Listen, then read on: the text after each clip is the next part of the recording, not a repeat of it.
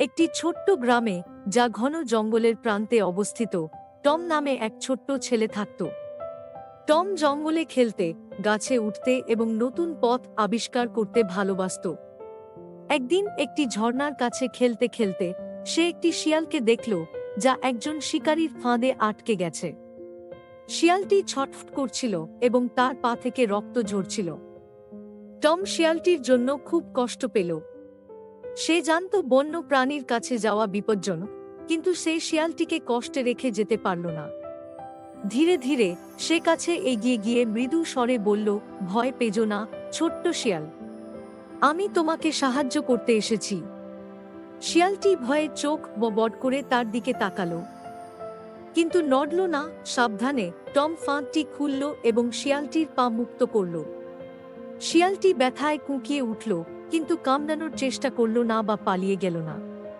Tom তার শার্টের একটি অংশ ছিঁড়ে শিয়ালটির পায়ে পেঁচিয়ে দিল, যাতে রক্তপাত বন্ধ হয়। এখন ঠিক আছে, সে ফিসফিস করে বলল।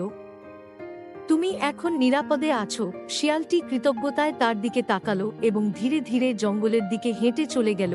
কয়েকদিন কেটে গেল এবং টম প্রায়ই শিয়ালটির কথা ভাবত, আশা করত যে এটি ঠিক আছে। একদিন আবার ঝর্ণার কাছে খেলতে গিয়ে টম পিছলে পানিতে পড়ে গেল। স্রোত ছিল খুব প্রবল এবং সে ভেসে থাকার জন্য লড়াই করছিল। ঠিক যখন সে হাল ছাড়ার উপক্রম করছিল, তখন সে পরিচিত একটি মুখ দেখল। শিয়ালটি দ্রুত পানির ধারে দৌড়ে গিয়ে মুখে একটি ডাল ধরে টমের দিকে বাড়িয়ে দিল। টম ডালটি ধরে ফেলল এবং শিয়ালটি সমস্ত শক্তি দিয়ে টানতে লাগল। ধীরে ধীরে টম নিজেকে তীরে তুলে আনতে পারল। টম নদীর ধারে বসে হাঁপাচ্ছিল এবং ভিজে ছিল এবং কৃতজ্ঞ ছিল।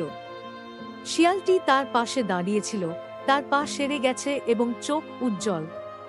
টম বুঝতে পারল যে দয়া সব সময় ফিরে আসে। সে হাসল এবং ফিসফিস করে বলল, ধন্যবাদ আমার বন্ধু। সেই দিন থেকে টম এবং শিয়ালটি একটি বিশেষ বন্ধনে আবদ্ধ হল।